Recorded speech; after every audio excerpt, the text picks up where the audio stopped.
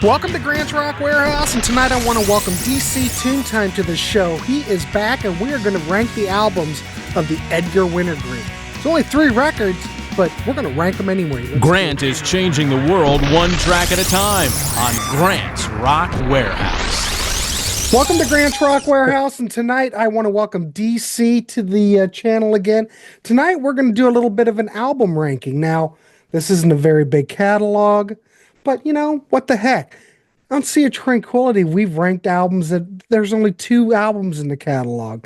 But here we've got 3 albums and a best of, but we're not looking at the best of. But tonight's topic, we are going to rank the albums of the Edgar Winter Group. So, DC, you really ready to rank? I am ready to go. This group rose to fame and disappeared almost as quickly. Kinda. It is astounding that within a 3-year period, these guys made such an impact on the top 40 charts and also as a touring band. And then just as quickly just disappeared. I wondered why there's just 3 records. I think these guys had aspirations of doing their own thing. I mean, 3 of the 4 guys were, I don't want to shun the drummer, but I mean, Edgar, Rick Derringer, and Dan Hartman. Dan Hartman, who's the Secret Weapon folks, all I think had aspirations. And I think at the point of that 3rd album, they figured, we've done all we can with this group, and we have solo ideas and directions we want to take. And it was very amicable because if you look at the solo careers of all 3 of those guys, they all continued to collaborate. They all continued to play on each other's albums. So it was a split, but very amicable. So yeah. I guess they probably took it as far as they could go. I mean, they could have kept, well, think about it. As they kept producing albums, like we get to the 3rd album, which I'm not dogging it by any means. This never really even, I think it got up to what? I had it written down. It never was certified. no, It never, I don't know if it ever went gold. We know it did not. It did not Okay. do great shakes nor impact the charts in any way, neither on the album nor the singles. So side of things. why go So any further? So you've done all that you could. Mhm. I will say that what I noticed upon re-listening to that 3rd album, and it didn't hit me back in the day, a lot of the 3rd album follows the template of their most successful album, which was the first one. You've got a instrumental trying to ape the success they had with Frankenstein. You've got a pop rock tune that, if you listen to it, very much like Free Ride in how the song was developed and put together. So these guys were very cognizant of where they were at this time. I think they were trying to go back to the well again with the 3rd album, kind of. And there's a Caribbean song on the 3rd album, like Altamira from the 1st album. So I think they were trying to do similar things again, but it was kind of a repeat of all that really worked with the 1st album. So. Well, you know, we're gonna rank these records, but there is a track on here, and if I only had my glasses on, I could look. But it is straight up funk, like a la Sly Stone. In fact, I believe Edgar's doing the vocal, and it sounds just like Sly Stone. 2nd track. Let me pick that. I bet I could pick that one out. God, I can't see it. Don't get old, ladies and gentlemen. I think it's People Music or Good Shot, one of the 2. Yeah, I have for Good Shot, funky, and it's like a Dr. John track in some ways. But Good Shot is a very funky Good tune. Shot, it sounds very Sly and the Family Stone. Mm-hmm. So, and I did, the first song that kicks off the album, well, not that, but People Music, that's the one I was referring to that is very much built like Free Ride.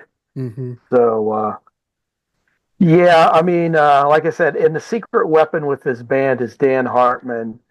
who had just, he's one of those cats that has that incredible knack for writing very catchy and memorable pop rock tunes. And I'll add a little aside here while we're talking about Dan. He released this solo album post Edgar Winter Group Okay. called Images.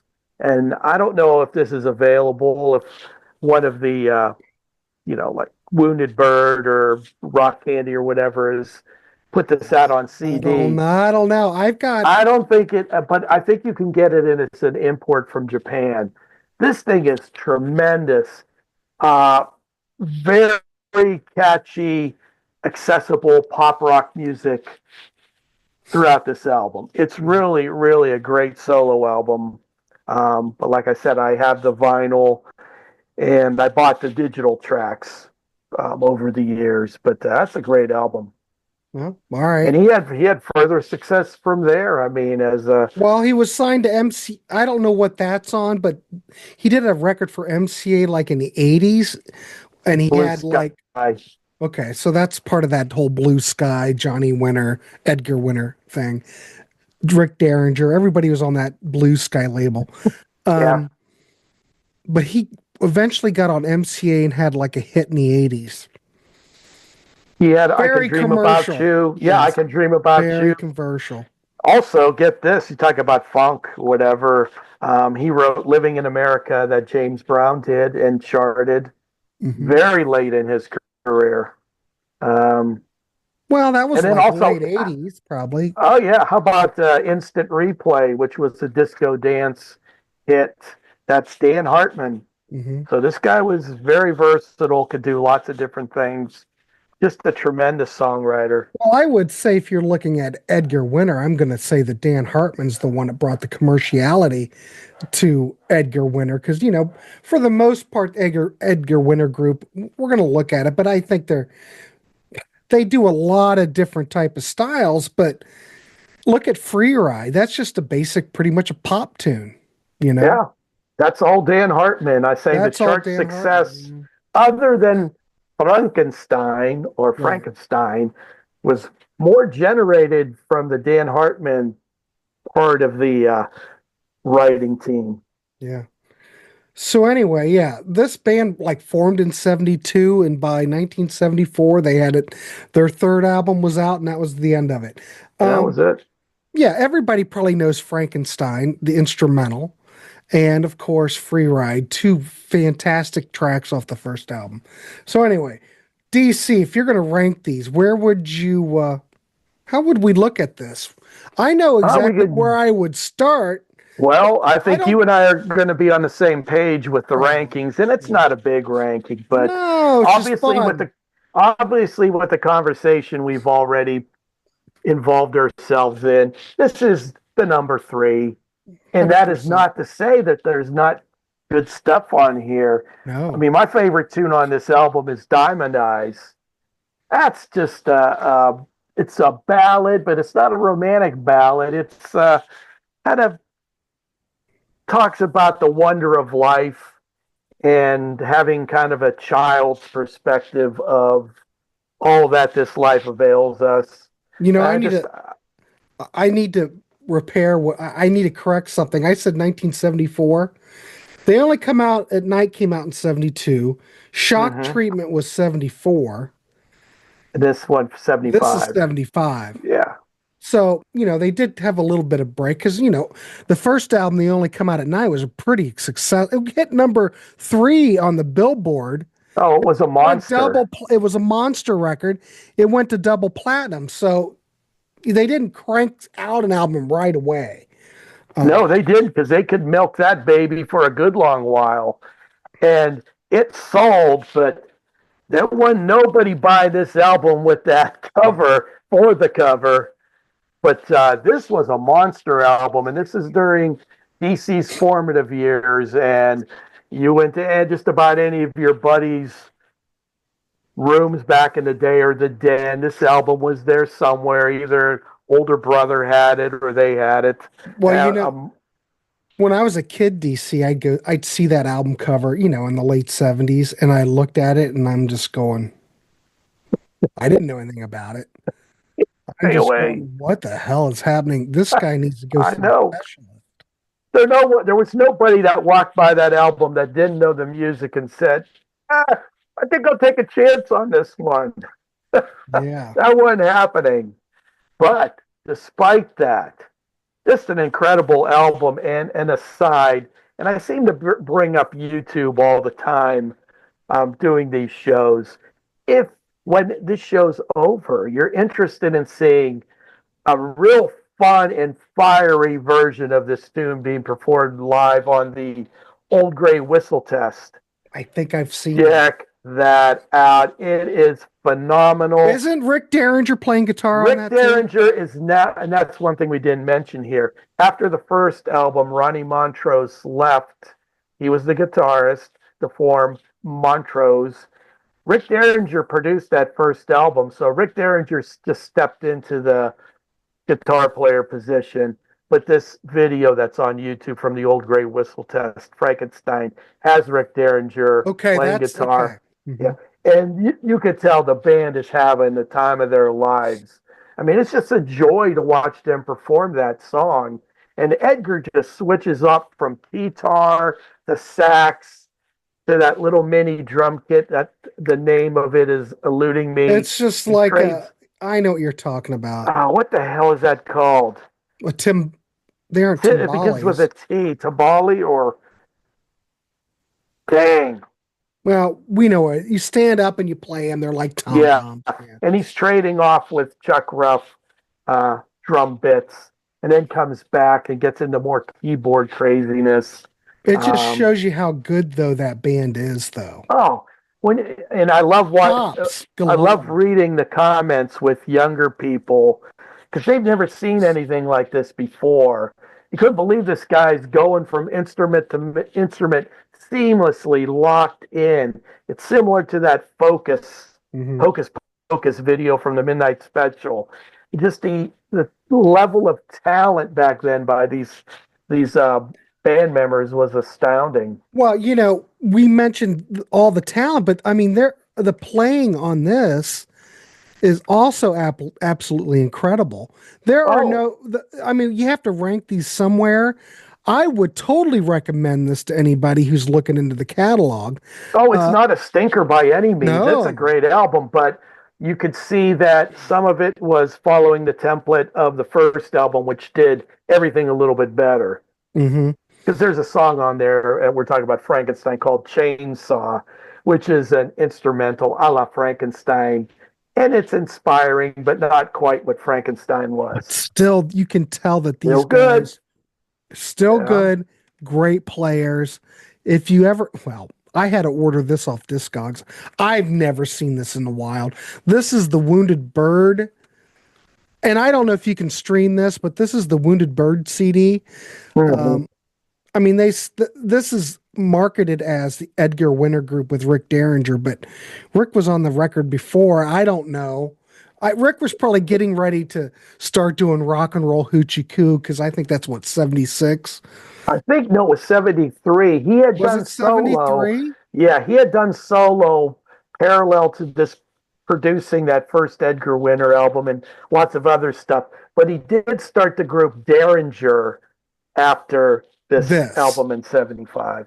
Okay. And you could tell by a couple of the tunes that he wrote for this third album that was the direction he was going in.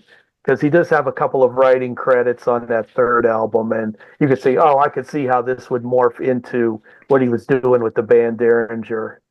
But anyway. Edgar also did an album in 75 after this one called Jasmine Night Dreams. Mm-hmm. That's very good too. I got a tune on there called Tell Me in a Whisper, and it's like, mwah, chef's kiss. Oh, decent. Not a rocker, folks, but it is very soulful, ballady, great stuff. So I would recommend this third record. I don't have a problem with it. It just doesn't have the hits like the previous two records. But nothing captures that first record. So, but that's would be number 3. Do you have anything more to add about? No, I mean, Edgar like Winter I said, Group with Rick Derringer? you know what?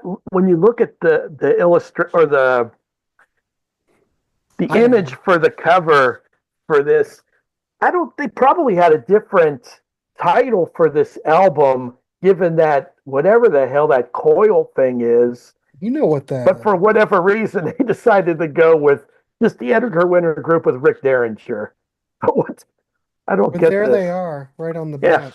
there they are in all their glory.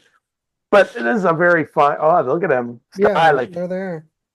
So anyway, Uh, that's number 3. It's still a good record, but not quite as good as what came before. mm-hmm. So DC, what's your second favorite? Excuse me. Well, Don't throw um, up. Don't I'm not throw up. planning on that. Don't get sick. Not don't get sick on us here. We Don't still get got 2 more sick. albums to cover. This is a little tricky because the first album is considered a classic, but depending on my mood, this here one could be number 1. Mm-hmm. But in Today? general, and most of the time, this would fall into position number 2. Shock Treatment. You know that I see that band cover. You know what springs to mind? It reminds me of Roxy Music for some reason. Kinda like Roxy Music. Yeah, Roxy Music, or I don't know, like some bizarro world version of the X-Men. I don't know. Look at Edgar there. He's like the Edgar looks Flash. like he's. He's kind of almost parroting that first album cover pose. Is that Rick Derringer up on top? Yes, it is, and it doesn't Okay. look like him at all, does it? No, it doesn't. But I will go with this as my second pick. But on certain days, this one will rise to number 1. They certainly didn't have as many hits or chart success with this album as they did the first one. Mm-mm. But that don't mean there's not a lot of commercially viable tunes on this. And in Well, fact, I when did doing compile. well, Go in ahead. doing research, a lot of people, at least like on the Steve Hoffman site, which I always go over to all the time, Mm. the general consensus on Hoffman is it's just pretty much it's a good pop record. I mean, Yeah, I think Dan 1974. Hartman really comes to the fore here a little bit more than he did with their debut, and he's bringing the pop. I mean, I think the only song here that really made any impact was River Rising. And even there, it didn't reach the heights of Free Rider Frankenstein. Yeah, and Easy Street was also single, but it really didn't do anything. Yeah, that one was a little bit of a surprise for me as far as picking that one as a single. Now, I like it a lot, and in fact, I made a little top 10. And I had more picks from the second album than the first one. But let me see, what did I say about Easy Street? I said that was, I mentioned the band's versatility, and this track exemplifies that. It's like a swanky night on the town jazz piece with some wonderful sax work from Edgar. And like I said, it only charted at number 83. This is a Dan sung and written tune. Like I said, it was just this band was very versatile, along with being able to do commercial things, and they could rock out as well. So, well, when you compare Shock Treatment to the third album, I mean, how do you hear that? Do you hear that Shock Treatment is more of a commercial record than the third record, or how I do you believe listen? so. Yeah, I think there's more commercial viability with the second album than the third one. I draw more parallels from the third one to the first one. Just everything is lesser. There's nothing that outshines what they did on the first one that they tried to replicate in some new configuration with the third album. So Yeah, I just don't know why this charted a lot lower than the other. I don't either. Like I said, it was a kind of an astounding thing to experience with all the success of the first album. Oh, they got a new one coming out, and it just did not do anywhere near. Well, my theory is I could be wrong, but don't forget that the first record, we're talking 1972, and they didn't put anything out until 74. Now, if we're looking at anything during that time period in the early 70s, waiting that amount of time between records seems like career suicide. But Yeah. So what have you done for me lately? Because these bands were putting out 2 albums a year plus right, touring. right. That incredible pace to year after year have to crank that stuff out and writing while you're on the road and everything. I think that's, and this is a little bit further down the line. I think that's part of the reason why Boston, when that second album came out, people were a little bit pissed. Hmm. Like, hell, make us wait all this time for a damn album. What's wrong with you, you slacker? I remember that people were just They were a little pissed. a little bit pissed.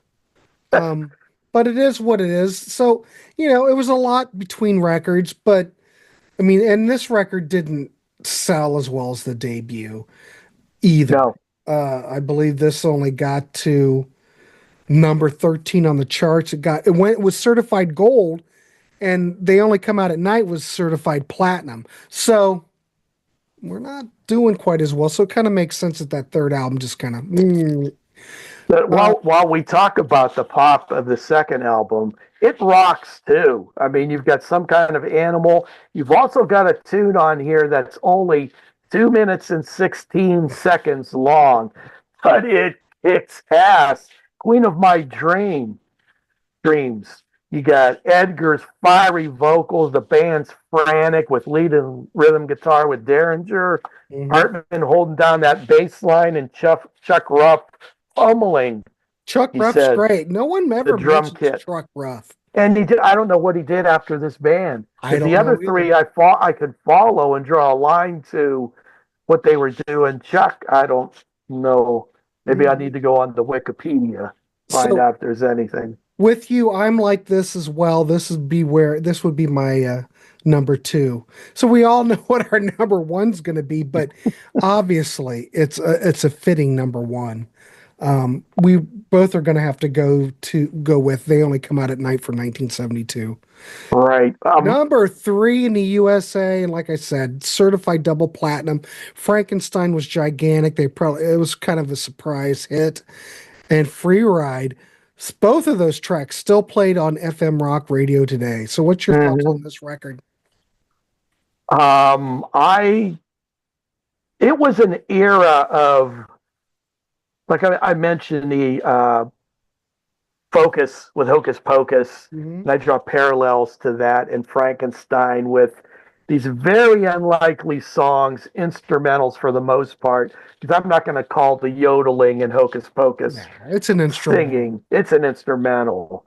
Um, Bombastic, of course, you get the single version that was mostly played on the radio. Every once in a while, they play the album cuts, but just it was so heavy and it was so unlikely a song to rise to the top the way it did.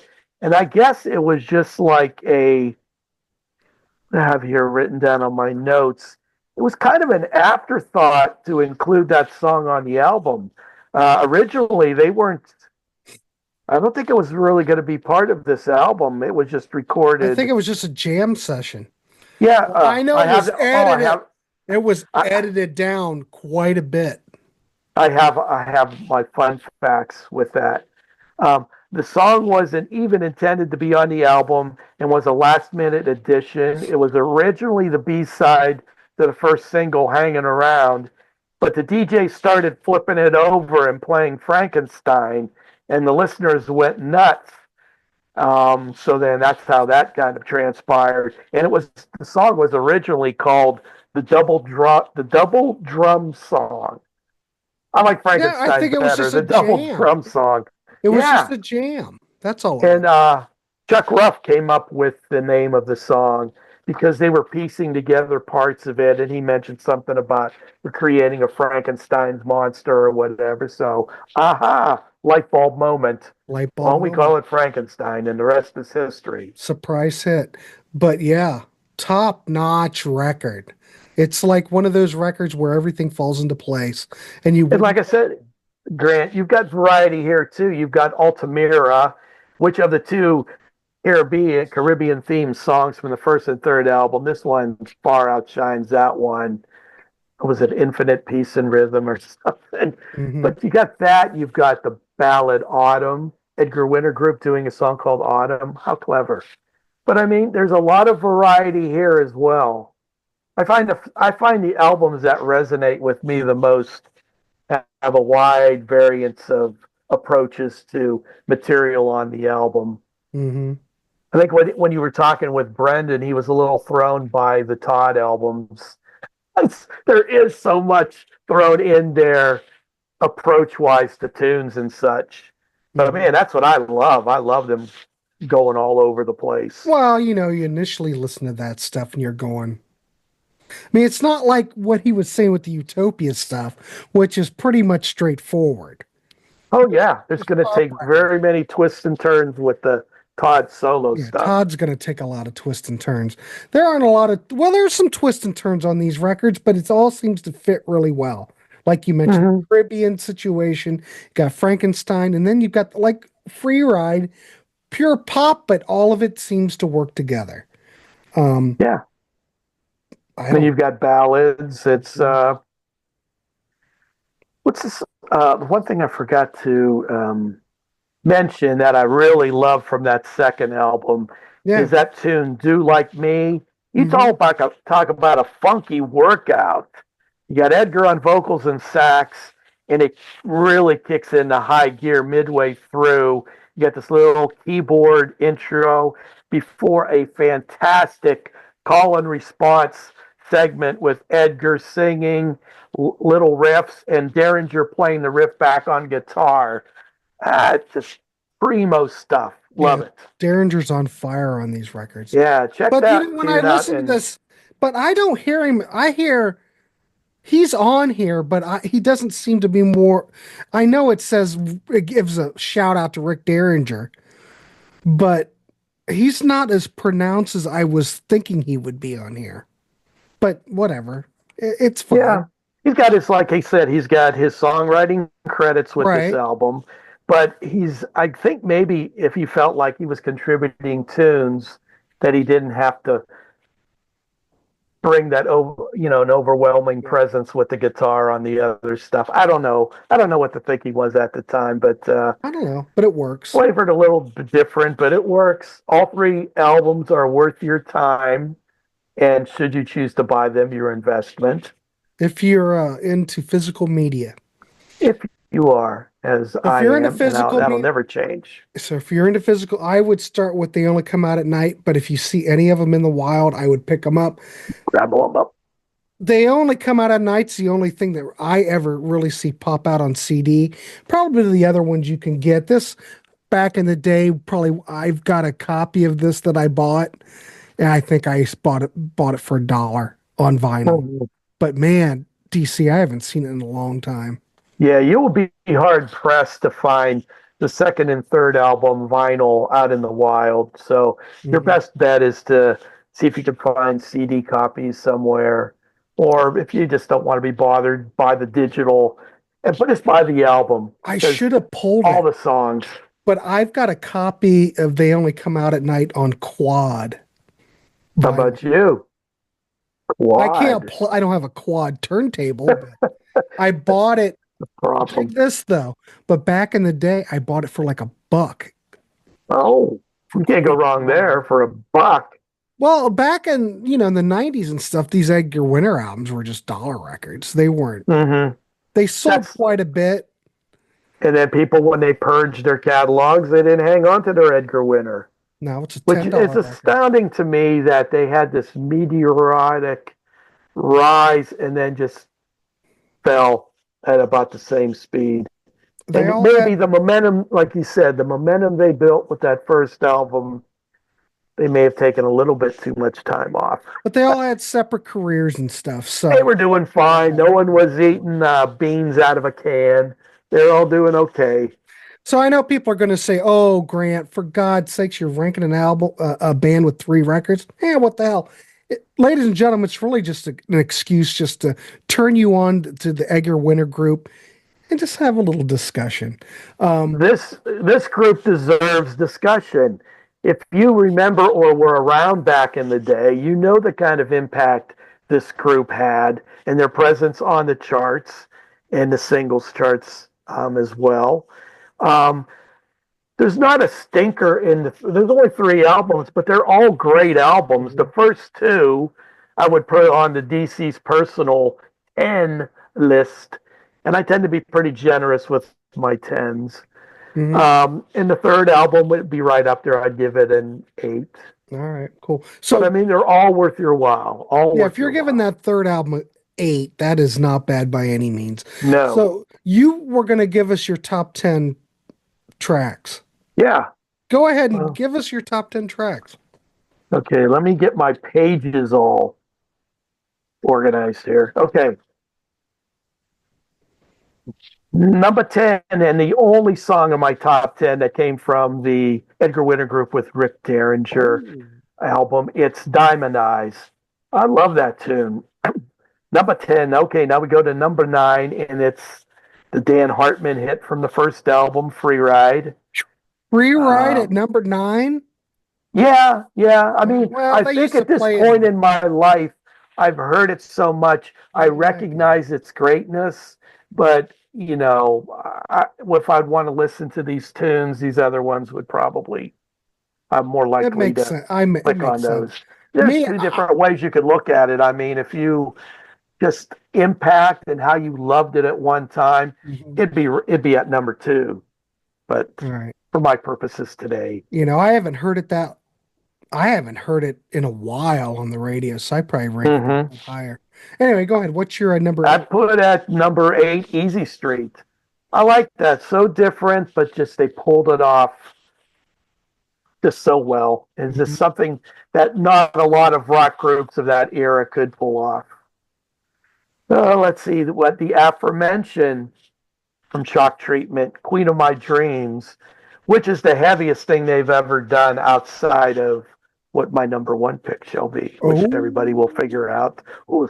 Hang in there, folks. Next, I guess this is number 7. I picked Round and Round from the debut.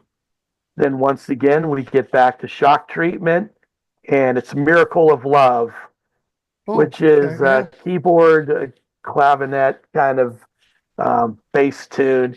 Just a breezy pop number, a little bit of jazz weaved in. Then I would go with the one I just talked about, Do Like Me. I love that vocal riff trade-off between Edgar and then Derringer on guitar, back and forth, and it just keeps on intensifying until they reach the crescendo. Yeah. Let's see. I picked River Rising, which was the most chart success they had with Shock Treatment. I also picked Sundown, which starts out very soft and mellow, but then kicks into a really nice toe tap and pop tune.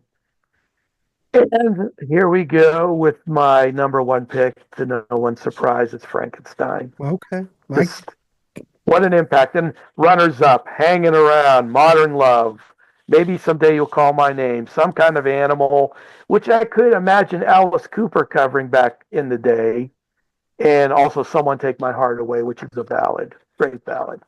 You damn near picked everything that they put out. That's what I mean. I mean, it's that's why when we were kind of putting our heads together, thinking about groups and catalogs, it's a very small it's 3 albums, but there's tremendous music walked into those 3 albums. So there you go, ladies and gentlemen. Our number 3 is Edgar Winter Group with Rick Derringer, 1975, Shock Treatment, 1974, and then the debut, They Only Come Out at Night, from 1972. Now, what is that? You've got that must be, I bet you is that a Yellow Label Epic? That looks like a first press. It's an original. Let me. I bet it's yellow. I've got one that's yellow. Or I got orange. Or orange. I think I got a yellow one. And the hype sticker is still pretty much intact. I don't understand the thing with the hype sticker. It's still on there. Yeah, but I don't get with everybody's whatever obsession. So there you go. Something you guys can go out and check. We do want to hear from you in the comments section. Edgar Winter, who's talking Edgar Winter? Well, we're doing that in the warehouse, and we do want to hear from you in the chat. How would you rank these albums? Yeah, we give want to us hear your what favorite tracks. we want to hear what you think. If you were alive at the time, your thoughts Or if you on, weren't. or you weren't. Either way, if you weren't, but if you were, your thoughts about the rise and kind of not fall, but just they were massive, and then they were gone. No, they just kind of faded away. Yeah. No one really gave it that much thought either. No, everyone was just moving on to whatever was on the horizon. Well, you know, probably most people just think of that debut album with that iconic album cover that's very alienating and gave me a childhood trauma. And I could well imagine how that could have affected you. It, No one was buying that album for that cover. No. You had to know the music that lied within to purchase it. Exactly. So, like DC said, we do want to hear from you in the chat. Let us know what you think about these records.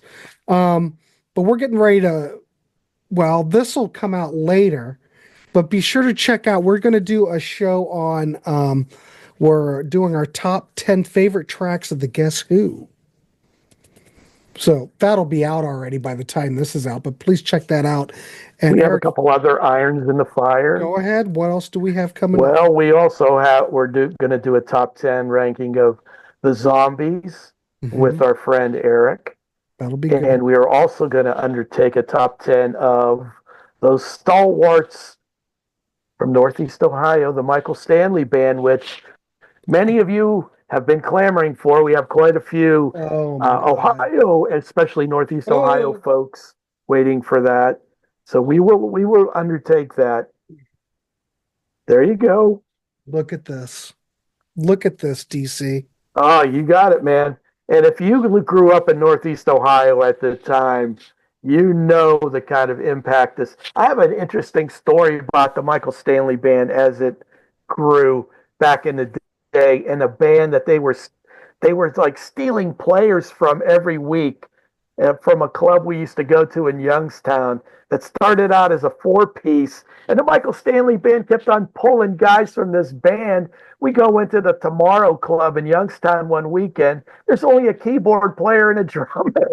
Because everybody else got pulled out. Everybody got pulled up to the major leagues. To the the AAA club was left with a keyboard guy and the drummer, and Mike Gismondi on bass and Gary Markowski on guitar. They got called up to the big club, almost like within weeks of each other. But like we Much to our dismay. Who's talking Michael Stanley Band? Oh, we'll get a lot of folks in the Northeast Ohio contingency tuning in. I'm quite sure of that. All right, so get ready for that, ladies and gentlemen. If you haven't subscribed to the Warehouse, why haven't you? Please subscribe, leave a thumbs up. DC will be back. We will be back talking more music. But in the meantime, check out some Edgar Winter, and I don't know, we can wrap it up. It'll be a short show. But let us know. Let us know in the comment section, and we do check it, and we will interact with you. 100%. 100%. All right, everybody. DC, thanks for doing this. It's always all right, fun Grant. talking music with you. We'll see you on the next one, everybody. See you, folks.